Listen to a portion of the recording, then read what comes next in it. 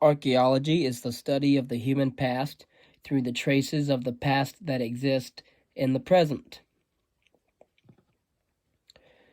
The aim of this reading is to understand the structure of the discipline of archaeology and the fundamental elements of archaeological ethics.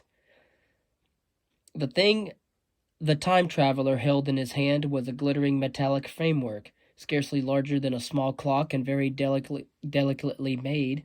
There was ivory in it and some transparent crystalline substance. This little affair, said the time traveler, resting his elbows on the table and pressing his hands together above the apparatus, is only a model. It is my plan for a machine to travel through time. G.H. Wells, 1895.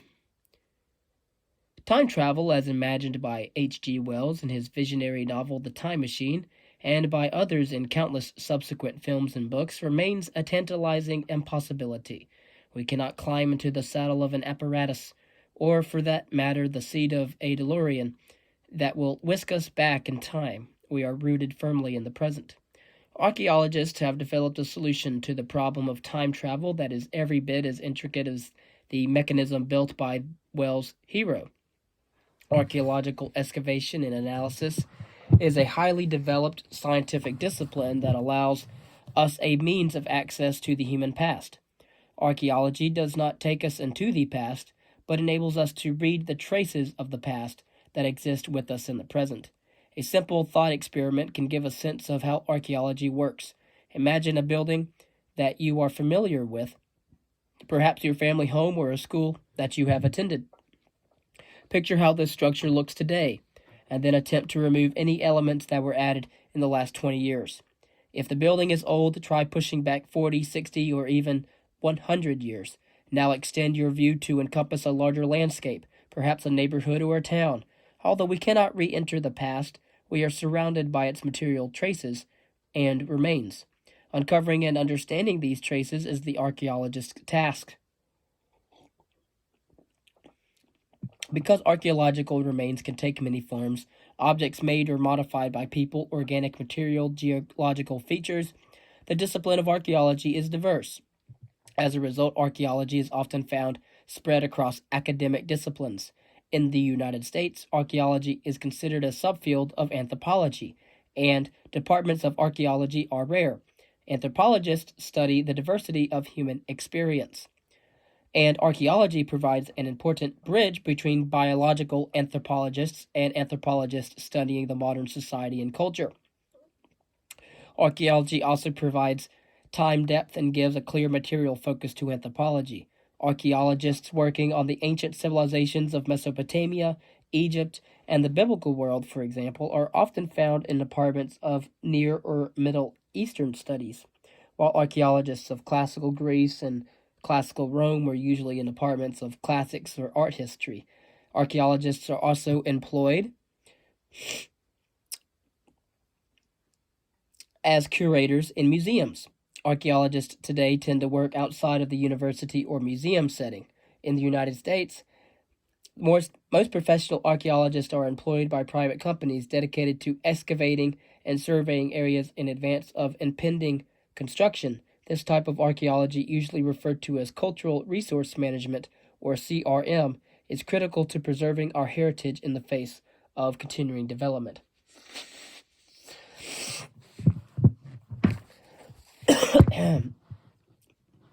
For example, you might have in Boston the Old South Meeting House, which stands in stark contrast to the surrounding modern city. So, CRM, or Cultural Resource Management, is increasingly a global enterprise and includes firms that operate internationally. Other archaeologists work in various branches of the government, particularly the National Park Service. Archaeologists working in the public sector play a critical role in both the preservation and the presentation of cultural heritage. Archaeologists have also begun to find employment in law enforcement, interdicting illegally traded artifacts and halting illegal excavation. Finally, archaeologists contribute to the development of methods of forensic science and remain active in projects documenting crime scenes, both on the local level and internationally, in conjunction with investigations of war crimes. Training in archaeology is based on a combination of university coursework and practical experience. Most professional archaeologists have advanced training, at least at the master's level. Archaeological research is expensive, supporting both the process of excavation and the scientific analysis of the recovered materials. For CRM, or cultural resource management firms, the cost of excavation are paid by the landowner as required by law. In most cases, the firm has to bid for a contract, the terms of which bind and limit the firm. Academic and museum-based archaeologists have the luxury of pursuing projects that develop from a program of research rather than from the imperatives of development. However, to pursue research, it is necessary to raise funds from government and private agencies. In the United States, the National Science Foundation and the National Endowment for the Humanities provide critical funding for archaeological research. Archaeology is a varied field of study, and archaeologists follow a range of career paths. However, the discipline is bound both by shared methods and interests and by a shared ethic. Archaeologists have recently begun to recognize the importance of exploring and codifying archaeological ethics. The Register of Professional Archaeologists, or the RPA, was founded in 1998 as a listing of archaeologists with both graduate training and practical experience, who agree to abide by an explicit code of conduct and standards of research performance. The Society for American Archaeology has set out the following 8 principles of archaeological ethics.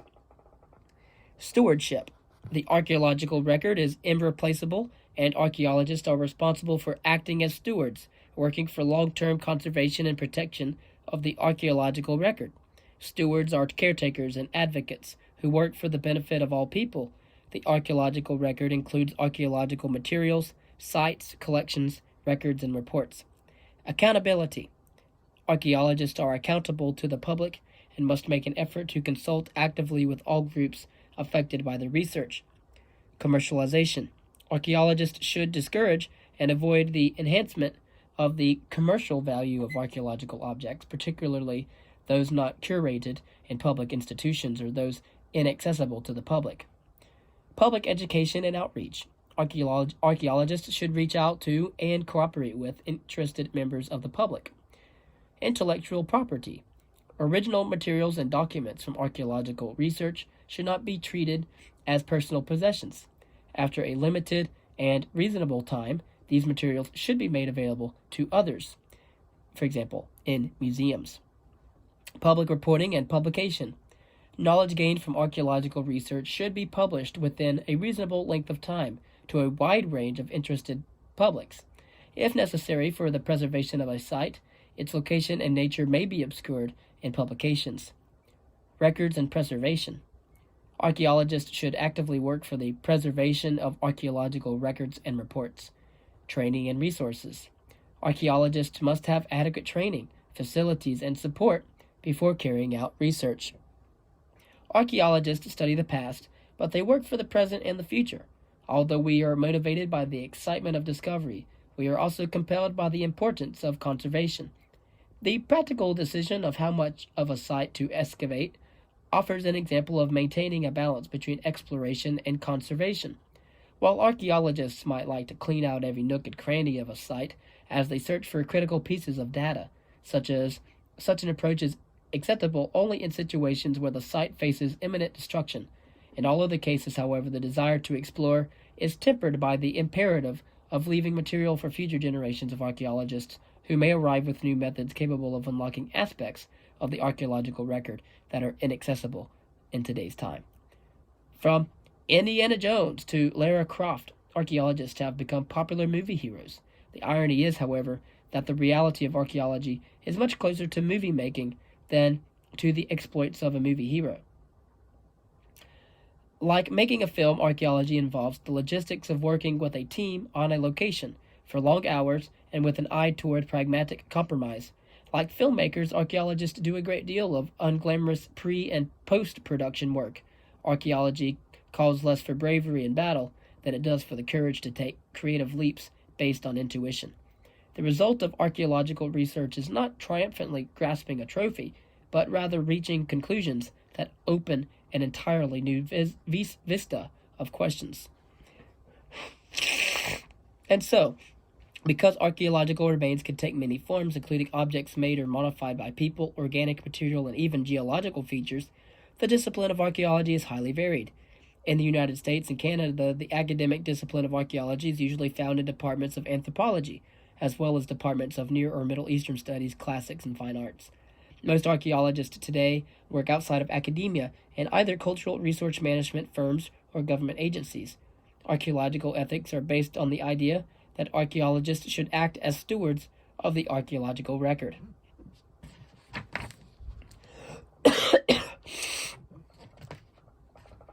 And so the next reading will be to understand the goals of archaeological survey, the methods of horizontal and vertical excavation, the use of quantification and artifact and ecofact analysis, and the methods used to construct an archaeological chronology. We experience the past as almost every instant. Think of how you hear a piece of music. You do not simply hear a succession of notes as they unfold in time. Rather, your hearing of each note is shaped by your memory of the preceding notes and your anticipation of what is to come. The human present is created through a fusion of past, present, and future. As humans, we live in a present shaped by our consciousness of the past. Our sense of the past exists in our memories, in our visual, auditory, and olfactory images and sensations from a psychological perspective. Athletes also speak of a body memory that allows them to carry out elaborate, fine-tuned sequences of action. But memory goes far beyond our minds and our bodies. Writing systems and more recently computer technologies store memory externally. Anthropologists speak of collective memories, particularly memories of traumas such as the events of, for example, September the 11th, that are held by a group rather than being the property of an individual. Objects and places can also embody memory. Most families have heirlooms that carry a memory and a direct connection to previous generations, for example. Archaeology is a science that probes the depths of the human past, but archaeology is not time travel. Archaeologists and the objects that they study remain firmly anchored in the present. The essential trick of archaeology is how to use static objects that exist in the present to infer the dynamics of past societies. And that comes from Louis Binford. In 1983, Louis Binford is really instrumental in the new archaeology. Put more simply, the goal of archaeological method is to be able to use the objects we dig up to understand the lives of people who lived in the past. The goal is to understand and introduce us to archaeological method, to show us how archaeologists look at the world. We begin with field work, first the way that archaeologists locate sites and then how sites are excavated. Archaeological excavation draws heavily on tools used in geology, so we also take time to consider aspects of geological stratigraphy. We then move to the laboratory to see how the objects recovered in excavations and surveys are analyzed. We pay particular attention to the quantitative methods archaeologists use to glean information from the totality of the recovered material. Reading the landscape. The first challenge facing archaeologists is finding the traces of human action. The purpose of an archaeological survey is to map the physical remains of human activity. The scale of surveys can range from an entire region to the surface of a single site. The evidence recorded can be as fine-grained as individual stone tools and potsherds, or as massive as large standing structures. Survey design. The most obvious reason for carrying out an archaeological survey is to discover sites, be they sunken ships, buried cities, or hunter-gatherer camps. But archaeologists also use surveys to understand the distribution of sites within a region, how sites are distributed across the landscape, or where different activities took place within a site. In some cases, the goal is to determine whether sites will be destroyed by construction projects. Often there is pressure to gain as complete a picture as possible at the lowest possible cost. Archaeological surveys must be designed with the goals of the project in mind. Simply recording everything is rarely possible or even necessary, so archaeologists usually determine a strategy to sample the survey area. Statistical sampling in archaeological survey works on the same basis as in a public opinion poll. In both cases, a carefully selected sample is used to represent a larger population. The goals of survey research can range widely. In an important survey project carried out in southern Iraq, Robert McCormick Adams and his colleagues were able to trace the hierarchy of settlements surrounding the large urban centers of early Mesopotamia. Archaeologists working across the western United States have used similar survey methods to track the mobility of small-scale societies of hunter-gatherers. Geological factors. It would be naive to expect that we can simply walk across the landscape and find traces of all past human activity. Archaeological survey must take into consideration geological factors that affect the preservation and visibility of sites. Often, sites are so deeply buried that no artifacts are visible on the surface. Early prehistoric sites in East Africa, such as Olduvai Gorge, are examples of this kind of deeply buried context in paleoanthropology and paleoarchaeology. At Olduvai Gorge, sites can be discovered only where natural erosion has cut through the accumulation of sediments, exposing fossil and artifact-bearing levels. Although erosion is often the archaeologist's indispensable ally, erosion can also complicate the interpretation of survey results. In many cases, stream channels have cut through archaeological sites and redeposited material far downstream. Archaeologists must take care to determine whether archaeological material picked up on a survey is actually in the place where it was originally deposited, or whether it has been redeposited by erosion. Archaeologists refer to material that is in the place where it was originally deposited as in situ. It is often possible to identify archaeological material that has been transported by water on the basis of characteristic wear patterns and the absence of very small fragments. And again, in situ is archaeological material that is considered to be found in the place where it was originally deposited. Recovery methods and GIS. Most surveys involve little more than a team of archaeologists walking slowly with bent heads across the landscape. The problems faced in the surface collection vary tremendously according to the context of the research. On the one hand, in locations where there is heavily brush coverage, actually seeing artifacts can be extremely challenging. On the other hand, there are areas where one is walking on a carpet of artifacts, a situation that is problematic because one has to decide what to pick up and record. In a depositional environment where there is a constant buildup of sediments, artifacts may not always be found on the surface. In such a context, many archaeologists rely on a strategy of digging small test pits to find buried artifacts. The type of survey and the extent of available resources together determine the placement of the test pits. For example, ground-penetrating radar survey at the Bestwood site in South Africa. In that case, geophysical survey provides a map of the prehistoric landscape, now covered by a thick layer of sand. Archaeologists draw on a wide range of technologies to increase their ability to detect archaeological deposits and to collect and organize spatial information. Methods of remote sensing, including aerial photography and satellite imagery, play a critical role both in discovering sites and in orienting exploration. Airborne LiDAR, a technique that uses lasers to map surface features that is particularly useful in discovering features hidden by vegetation. Geophysical techniques are also used to gain an idea of what lies below the surface of a site without having to excavate, allowing archaeologists to detect invisible features. The two main geophysical methods used in archaeological survey are magnetometry and ground-penetrating radar. The precise location of archaeological sites can be determined with handheld global positioning system or GPS receivers. Again, Geographical Information Systems, or GIS, is software applications that allow spatial data to be brought together and consolidated. Drones mounted with cameras have become increasingly inexpensive and easy to operate, providing a tool for collecting aerial views of sites and landscapes. When multiple images are taken from a drone, it is possible to use photogrammetry software. For example, you could fly a drone on the site of Cerro Chepin in Peru. Archaeologists have access to a wide range of geographical information. Satellite images, aerial photographs, topographic maps, and coordinates of locations of sites already found make up a rich body of data. Geographical Information Systems, or GIS, are are suites of software applications that allow spatial data to be brought together and consolidated. GIS software works as a series of layers or overlays that the software sets to the same scale.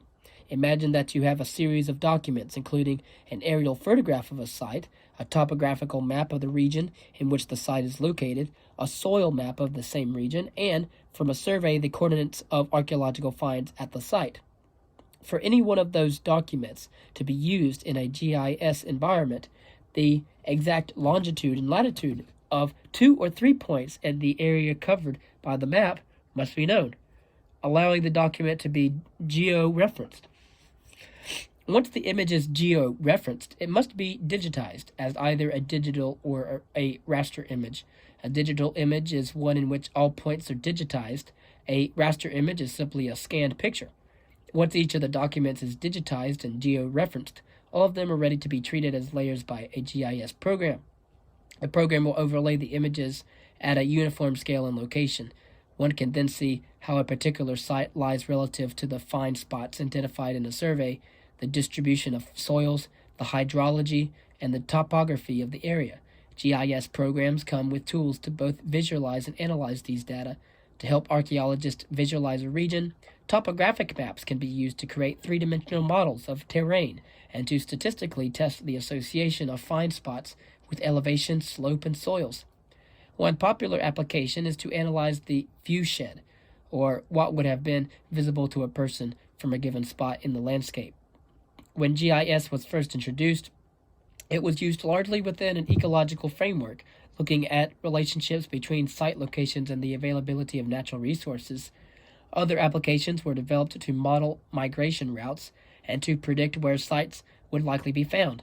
In recent years, however, a number of archaeologists have begun to use GIS, or Geographical Information Systems, software as a means of exploring the way people in the past would have experienced the environment. For example, Geographical Information System analysis of Caffarella Park in Rome, Italy. The GIS software allows for the integration of the topography, landscape, and archaeological features. Excavation. The archaeological time machine consists of simple tools such as trowels, screens, and levels. The fundamental characteristic of archaeological excavation is the careful attention paid to recording the context in which artifacts are discovered. Intensive documentation is what distinguishes archaeological excavation from vandalism and looting. Horizontal excavation. In CE 79, the Roman city of Pompeii was rapidly buried by volcanic material from the eruption of Mount Vesuvius. The archaeological site at Pompeii preserves the last moments of the city in often gruesome detail. Pompeii provides a unique snapshot of the life in a Roman city at a single moment in time. The effort to reconstruct such a moment is one of the major goals of archaeological excavation. At most sites, time is not frozen quite as spectacularly as at Pompeii, where we have a moment frozen in time, the excavation of casts of bodies trapped in volcanic ash. And so, archaeologists must work with fragmentary remains that have been significantly altered both by subsequent occupants of the site and both by natural processes as time has passed. When archaeologists work to reconstruct a particular moment in time, it is necessary to excavate broad areas of a site. Such an approach is referred to as horizontal excavation. This is contrasted with vertical excavation, which focuses on the sequence of occupations of the site. Horizontal excavations can be carried out on any type of site, from a simple hunter-gatherer camp to a large urban center. For example, you can think of the excavations done at the site of Megiddo, Israel, including massive trenches that have been exposed over 2,000 years of occupation. The trenches, for example, cut into the mound that is built up of successive occupation levels. Or you can think of horizontal excavation. One example is an Iroquois longhouse at Crawford Lake in Ontario. The remains of this structure are post holes marked by sticks, pits, and a large sweat lodge. The French prehistorian André Leroy-Gourhan was among the pioneers of horizontal excavation. At the site of Pinsevent in the Paris Basin, he excavated a prehistoric hunter-gatherer encampment from the Magadalian period. These people left behind no traces of architecture, yet by carefully mapping every stone tool and every animal bone found on the site, Leroy Gourhan was able to reconstruct the locations of tents and estimate the number of family groups using the site. Pinsevent was a perfect site for this undertaking because it had only one major layer of occupation, which had been rapidly buried by river silts. Another ideal setting for horizontal excavation on a much grander scale is offered by the city of Amarna in Egypt. A new capital city, Amarna, was constructed by Akhenaten as part of his program of religious reformation around 1350 BCE. Following Akhenaten's death, his reforms were repudiated and his city abandoned, never to be reoccupied. Excavations at Amarna have exposed large parts of the city plan, giving us an invaluable perspective on New Kingdom Egyptian town planning. Then we have vertical excavation. As has been said, horizontal excavation is an excavation for which the goal is to excavate a broad area in order to expose the remains of a single point in time.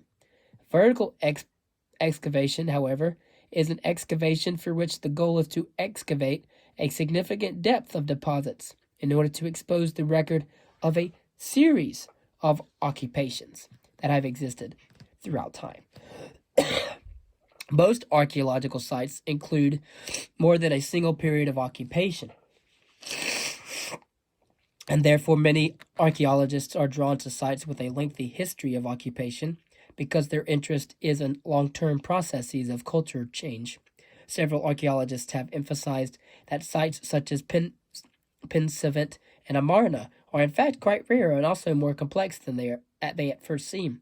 Thus, for all archaeologists, an understanding of how sites develop over time is extremely critical. Vertical excavations focus on exposing the record of a sequence of occupation. Emphasis is placed more on excavating the entire depth of deposits than on opening large horizontal areas. In vertical excavation, archaeologists analyze the sequence of deposits or stratigraphy of the site. The basic concepts of stratigraphy are drawn from geology, but they are applied to archaeology. They have led to the development of methods of archaeological stratigraphy that take into account the particular characteristics of archaeological sites. In the next video, we will talk about geological stratigraphy, and most importantly, we will talk about the law of superposition and strata. We will talk about how archaeological sites are also formed.